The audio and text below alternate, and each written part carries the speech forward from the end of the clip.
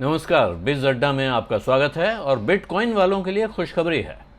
ये खुशखबरी पूरी है या आधी है इसका तो पता नहीं, लेकिन सरकार की तरफ से ये बात अब साफ साफ आ गई है कि सरकार क्रिप्टो करेंसी या बिटकॉइन पर पूरी तरह रोक लगाने के मूड में नहीं है।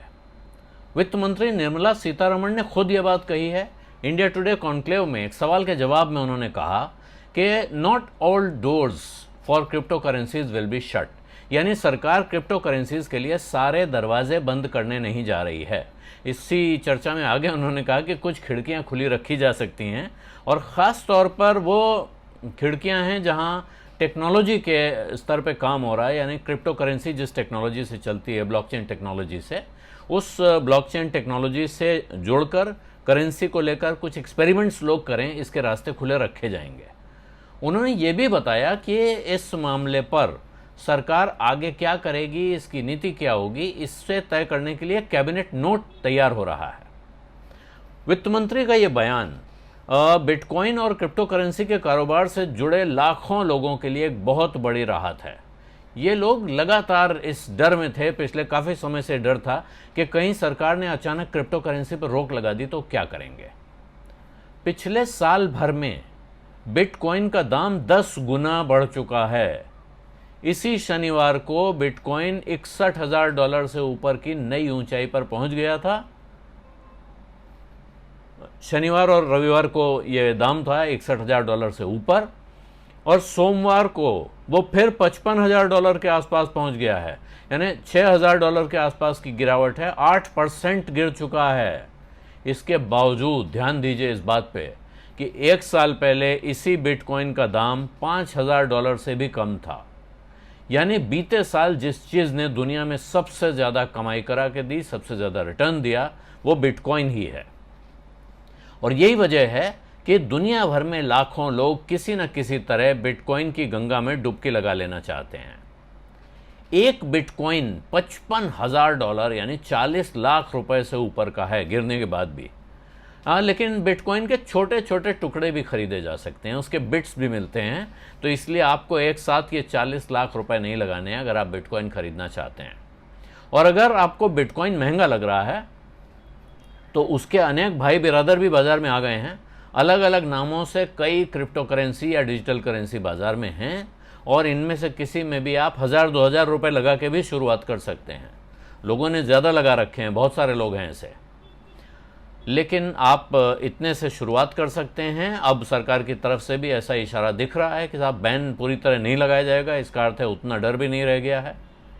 लेकिन भारत में क्रिप्टो करेंसी को लेकर काफ़ी समय से बहस चल रही है।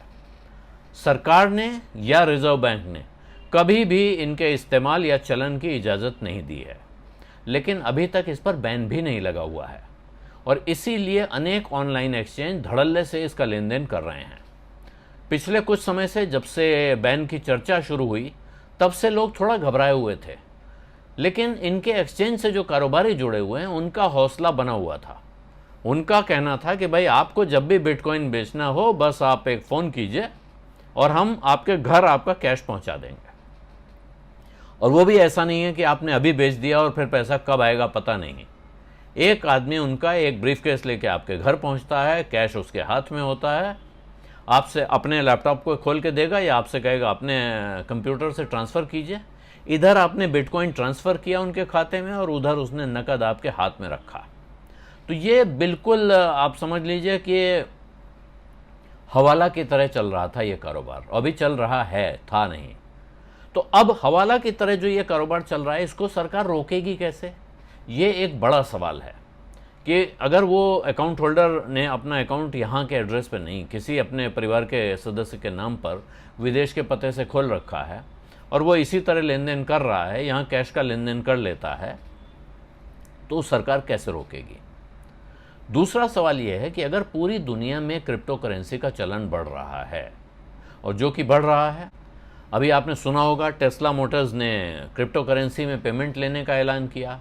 एलन मस्क ने बताया कि उनके पास कितनी क्रिप्टो करेंसी है।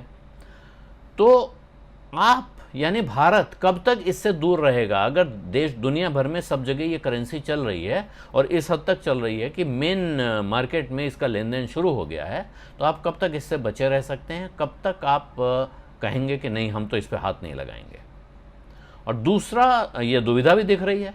एक तरफ रिजर्व बैंक की तरफ से खबर आती है कि वो क्रिप्टो करेंसी पर रोक लगाने की तैयारी कर रहा है, और दूसरी तरफ ये खबर भी आती है कि भाई आरबीआई अपनी खुद की डिजिटल करेंसी शुरू करने की सोच रहा है। ये अभी सवाल है कि आरबीआई जो डिजिटल करेंसी शुरू करेगा वो क्रिप्टो करेंसी होगी या नहीं होगी। लेकिन अगर आप उस दिशा में सोच रहे हैं, दूसरी तरफ आप कहते हैं बाकी कोई करेंसी नहीं चलेगी, तो एक भ्रम की स्थिति पैदा होती है। तो अभी भ्रम एक हद तक साफ होता है वित्त मंत्री के इस बयान से। वित्त मंत्री ने कह दिया कि क्रिप्टो करेंसी के सारे रास्ते बंद नहीं किए जाएंगे। इसका मतलब ये हुआ, जिन लोगों के पास क्रिप्टो करेंसी है आज की तारीख में, अब वो राहत की सांस लेंगे, ठंडी सांस भरेंगे कि हाँ चलिए भाई, कम से कम जो अपने पास है वो डूबेगा तो नहीं। लेकिन दूसरी तरफ रिजर्व बैंक अब भी चाहता है कि इस पर बैन लग जाए। उसने ये बात सरकार को साफ साफ बता दी है। आरबीआई गवर्नर का कुछ ही दिन पहले एक इंटरव्यू आया जिसमें उन्होंने बात साफ की है। उनका कहना है, रिजर्व बैंक का कहना है कि जिस तरह ये तरह तरह के कोड के सहारे एक पहेली की तरह चलने वाली ये करेंसी है, इसमें ये पता करना बहुत मुश्किल है कि ये पैसा दरअसल आया कहाँ से, पैसे का सोर्स कैसे पता चलेगा। जो मनी ट्रेल जिसको कहते हैं, वो ट्रैक करना इसमें बहुत मुश्किल है। और इसीलिए आरबीआई को डर है कि दुनिया भर में, भारत के बाहर जो लोगों ने अपना काला पैसा छिपा के रखा हुआ है, वो इस रास्ते को पकड़कर वापस आ सकता है और सरकार के काबू से बाहर रहेगा, वो उसको पकड़ नहीं पाएगी। 2018 में रिजर्व बैंक ने एक सर्कुलर भी निकाला था और बैंकों को और अपनी दूसरी संस्थाओं को यह हिदायत दी थी कि वो क्रिप्टो करेंसी के लेन देन से दूर रहें।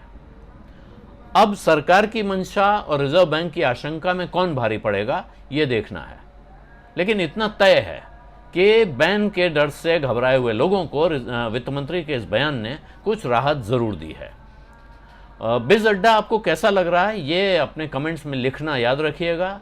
कोई और चीज़ जानना चाहते हैं, किसी चीज़ के बारे में सुनना चाहते हैं, तो वो भी लिखिए। मैं कोशिश करूंगा कि आपकी ये मांग पूरी करूं। धन्यवाद, नमस्कार।